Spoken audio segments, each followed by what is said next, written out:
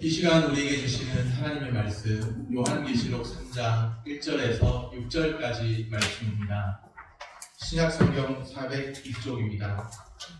사대교회의 사자에게 편지하라. 하나님의 일곱 영과 일곱 뼈를 가지신 이가 이르시되 내가 내 행위를 아노니 내가 살았다 하는 이름은 가졌으나 죽은 자로다. 너는 일깨어 그 남음과 죽게 된 것을 굳건하게 하라.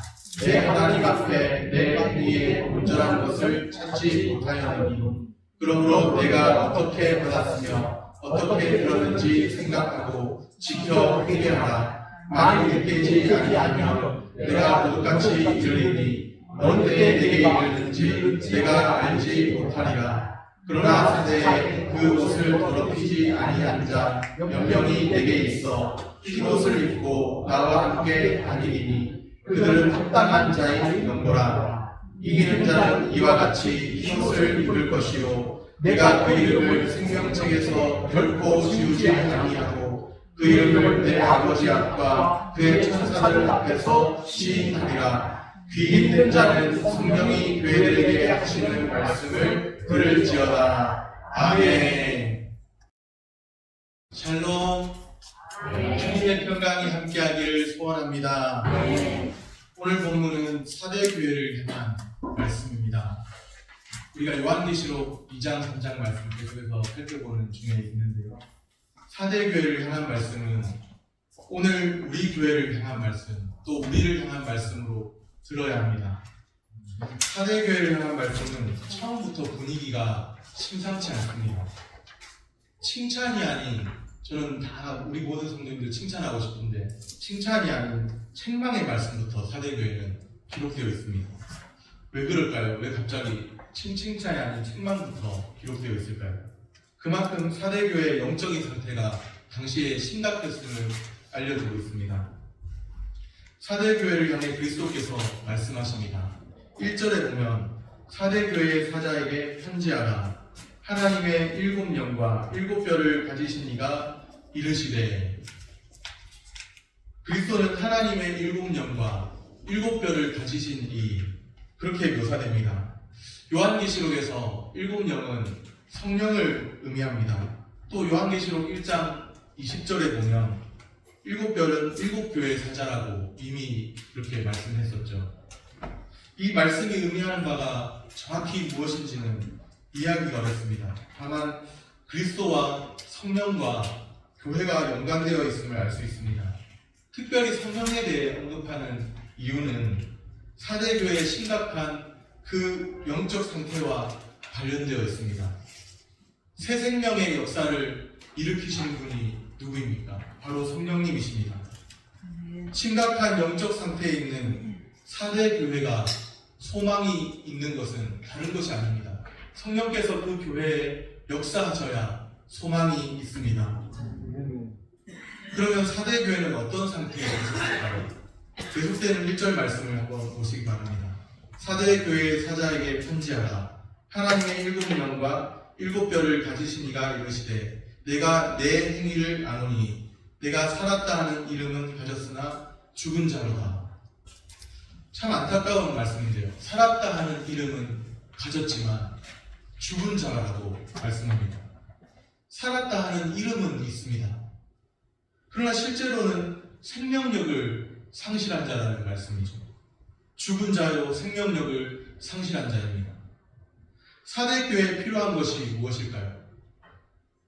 새 생명의 역사를 일으키시는 성령님의 은혜와 도우심이 절실합니다. 오늘 우리에게도 성령님의 역사, 성령님의 은혜와 도우심이 절실한 줄로 믿습니다. 사대교회는 겉으로 보기에는 살아있습니다. 겉보기에는 멀쩡하죠. 그런데 내면적으로 볼 때 그들은 생명력을 상실해서 죽은 상태와 다름없습니다. 이렇게까지 말씀하시는 것을 보면 참으로 안타까움을 느끼죠. 겉으로는 분명히 살아있는데 죽은 자라고 말씀하십니다. 오늘 우리의 모습은 한번 어떤지 돌아보면 좋겠습니다. 오늘날 우리는 형식주의에 빠져서 하나님과의 생명력 있는 교제와 사귐을 알지 못하는 것은 아닌가요? 유일하신 참 하나님을 알고 그의 보내신 자 예수 그리스도를 알고 그것이 바로 영생이라고 성경은 말씀합니다.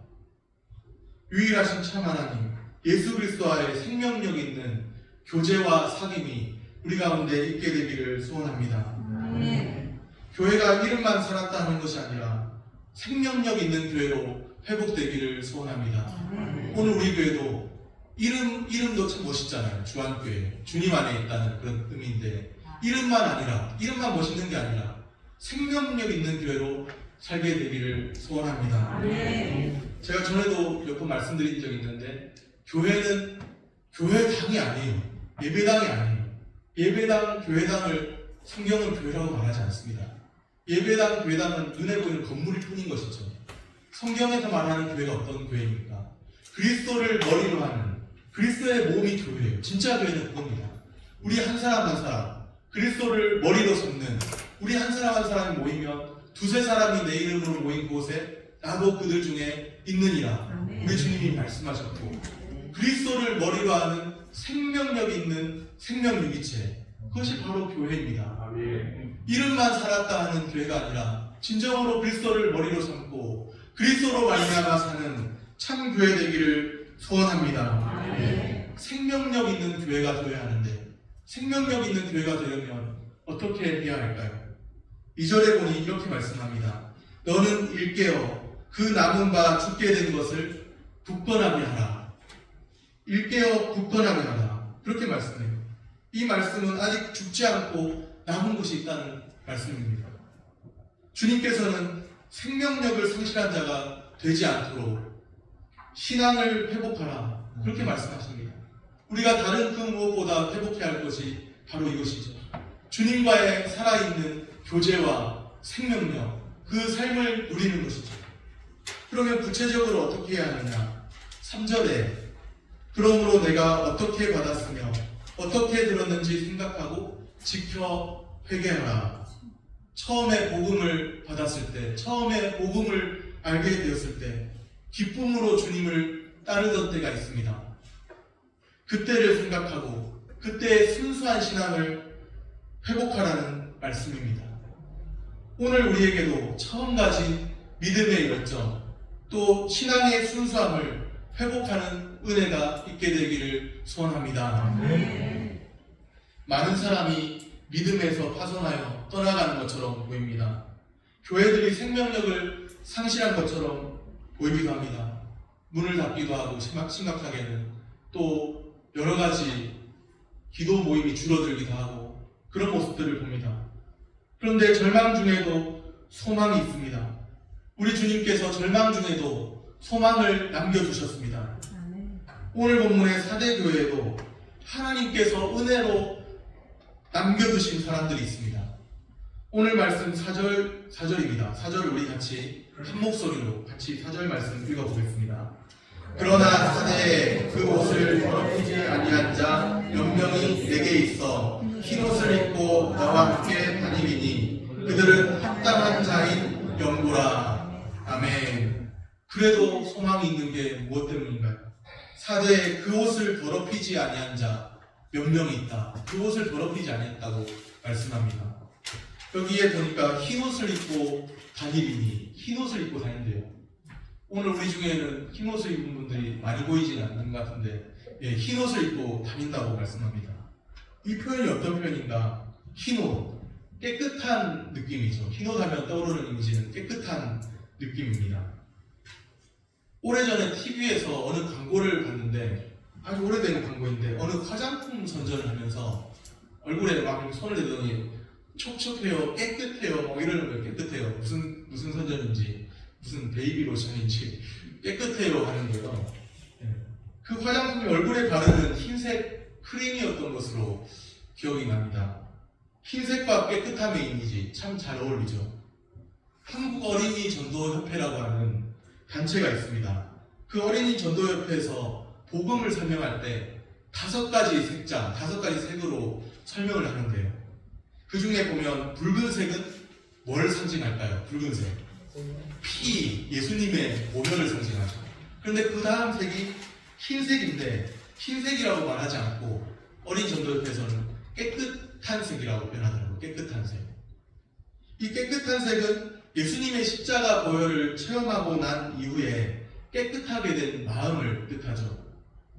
결국 흰옷도 어떤 옷인가요? 깨끗한 옷입니다. 흰옷은 옷을 더럽히지 아니한 깨끗한 옷, 정결한 옷입니다. 정결을 의미한다는 것이죠. 사대 교회에 그 옷을 더럽히지 아니한 사람들이 있습니다. 많은 사람들이 그 옷을 더럽히고 있는 중에도 그 옷을 더럽히지 아니하고 깨끗한 옷을 입은 사람들이 있습니다. 흰 옷을 입고 다니는 사람들이죠. 요한계시록에서 흰 옷을 입고 다니는 사람들을 봅니다. 그들이 바로 남은 자예요. 남은 자. 여전히 남은 자가 있다는 것이 소망입니다.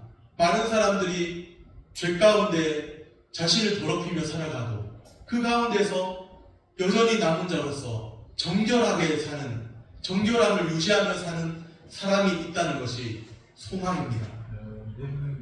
남은 자가 있습니다. 죄에 동참하며 타협하는 세상 가운데서 정결함을 유지하면서 신앙을 지킨 사람들이 있습니다. 정결함을 유지하면서 신앙을 지켰다. 우리 예수 믿는 사람들의 표현으로는 승리했다, 이겼다, 그런 의미입니다. 신앙을 지키고 승리했다, 이겼다. 주님은 신앙의 정결함을 유지하는 그들과 동행하십니다. 또 그들을 합당한 자로 보십니다. 흰옷을 입고 나와 함께 다니리니 그들은 합당한 자인 연고라. 주님이 그렇게 말씀하세요. 흰옷을 입고 나와 함께 다니리니 그들은 합당한 자인 연고라. 오늘 우리가 이 말씀을 주님으로부터 듣게 되면 얼마나 좋을까요? 우리 주님이 한 사람 한 사람을 보시면서 흰옷을 입고 나와 함께 다니리니 그들은 너희는 합당한 자인 연고라. 그렇게 말씀하시면, 그렇게 말씀해 주시면 얼마나 좋을까요? 다 얼굴에 기쁨이 있는 걸 보니까 흰옷을 입은 사람들 같습니다. 주님과 함께 다니면서 주님이 합당한 자로 여겨주시는 그 은혜가 우리 가운데 있게 되기를 소원합니다. 신앙의 정결을 유지함으로 주님 보시기에 합당한 자, 그런 자가 곧 이기는 자입니다. 5절을 한번 보십시오. 5절 말씀 우리 같이 읽겠습니다. 이기는 자는 이와 같이 흰옷을 입을 것이요 내가 그 이름을 생명책에서 결코 지우지 아니하고 그 이름을 내 아버지 앞과 그의 천사들 앞에서 시인하리라. 아멘. 이기는 자가 나왔는데요. 이기는 자가 입는 옷이 무슨 옷이라고요? 흰옷이라고 분명하게 표현하고 있습니다. 흰옷, 아무나 입는 것이 아니에요. 이기는 자가 입는 옷이라고 말씀합니다. 자신을 더럽히지 아니하고 정결함을 유지한 성도가 입는 옷이 흰옷입니다. 주님은 그렇게 정결함을 유지하고 흰옷을 입은 자들과 함께 다니십니다. 흰옷 입은 주의 순결한 백성이 있습니다. 주님이 그들과 함께 다니십니다. 흰옷을 입고 주님과 함께 다니는 그들, 그 거룩한 무리를 성도라고 부릅니다. 거룩한 무리, 성도입니다. 성도는 정결함을 유지함으로 주님이 합당하게 보시는 사람들입니다. 성도라 이름하는데 정결함이 없어요. 성도라 이름하는데 손해보기는 전혀 싫어하고, 성도라 이름하는데 세상 사람과 똑같고, 이렇게 된다면 어떻게 하나님이 영광 받으시고 또 어떻게 우리가 성도라 불릴 자격이나 있겠습니까? 성도라 이름하는 사람들, 정결함을 유지하며 살아가야 합니다. 정결함을 유지함으로 주님이 합당하게 보시는 사람들입니다. 한 가지 오해하지 말아야 할 것이 있는데요. 우리가 정말 정결해서 합당한 자가 된 것은 아닙니다. 우리가 그 은혜에 감사해서, 하나님의 구원의 은혜에 감사해서 정결하게 살려고 노력하지만, 애쓰지만, 우리가 진짜 정결해서 합당한 자가 된 것은 아니에요. 실제로는 더럽고, 실제로는 추악한 모습도 있고, 실제로는 성도이지만 또 다른 사람의 마음을 아프게 할 때도 있고, 그럴 때가 있습니다. 성도는 항상 은혜 가운데 사는 것이 아니죠. 성도는 죄와 은혜 가운데 살아갑니다. 때로는 그 은혜 가운데 몸부림치며 살고, 때로는 죄 가운데 살면서 하나님 앞에 괴로워하고, 죄 가운데 사는 자신을 보면서 괴로워하고 발버둥치고, 죄와 은혜 가운데 사는 사람들이 성도입니다. 이 세상에서는 완전한 사람이 없어요. 은혜 가운데 살고 싶지만 어떤 때는 죄 가운데 또 다른 사람들을 실망케 하기도 하고 실망을 주기도 합니다. 아직도 여전히 우리 안에 죄성이 남아있기 때문이죠. 아직도 남아있는 잔존하는 죄가 있기 때문이죠. 성도는 죄와 은혜 가운데 살아갑니다. 그러나 은혜의 승리로 말미암아 결국은 이기게 되는 줄로 믿습니다. 결국은 주님의 은혜로 승리하게 됩니다. 정결하게 살고자 하는 그 마음, 우리에게 그런 마음이 있습니까? 정결하게 살고자 하는 마음, 주님 뜻대로, 주님의 선하신 뜻대로 살고자 하는 마음이 있을까요? 그렇다면 그 마음은 우리에게서 나온 것이 아니라 주님에게서 나온 것이라고 믿으시기를 바랍니다. 주님이 주신 마음을 따라 행하였을 뿐입니다. 주님 말씀대로 살려고 몸부림치고 주님이 주신 마음 따라 행하였을 뿐이죠. 그런데 우리의 정결함으로 그 마음 그대로 살려는 그 마음을 우리의 정결함으로 여겨주십니다. 합당한 자로 여겨주십니다. 합당한 자로 봐주신다는 거예요. 도와주신다는 거예요. 원래 우리가 정결하고 의롭고 선한 존재여서가 아니라 세상 사람들처럼 똑같이 그렇게 살 때도 많이 있는데, 그러나 주님의 의로 말미암아 의롭게 된 사람들이기 때문에, 주님의 선하심으로 붙잡고 계시는 사람들이기 때문에 그냥 합당하게 도와주신다는 것이죠. 하나님 말씀 따라 살려고 노력하는 그 마음 또한 정결함으로 도와주시고 또 합당하게 여겨주시는 주님이십니다. 우리를 정결한 자로 합당한 자로 여기시는 주님이 계십니다. 오늘 우리를 부르심도 주님이 우리를 은혜 가운데 불러주셨고, 오늘 우리가 사는 동안에도 주님의 의와 주님의 선하신 가운데 주님이 인도하여 주실 줄로 믿습니다. 우리 주님 앞에서 오늘 우리가 이름만 살았다는 자가 아니라 실제로 생명력 있는 자로 살아가게 되기를 소원합니다. 진정한 성도, 이름만 살았다는 자가 아니라 생명력 있는 주님의 사람, 주님과의 생명의 교제를 누리고 나누는 사람들인 줄로 믿습니다. 오늘 하루 우리가 살아가면서 주님과의 생명의 교제 나누며 늘 주님과의 친밀함을 누리며 사시기를 소원합니다. 말씀을 정리합니다. 생명력을 상실한 자 되지 않게 신앙을 회복해야 합니다. 우리의 믿음을 지켜야 합니다. 성도는 정결함을 유지함으로 주님이 합당하게 보시는 사람들입니다. 합당하게 봐주시고 합당하게 여겨주십니다. 생명력을 상실하지 않은 자, 주님이 합당하게 보시는 사람으로 살아가는 그 은혜 가운데 날마다 주님과 동행하며 사시기를 소원합니다. 기도하겠습니다.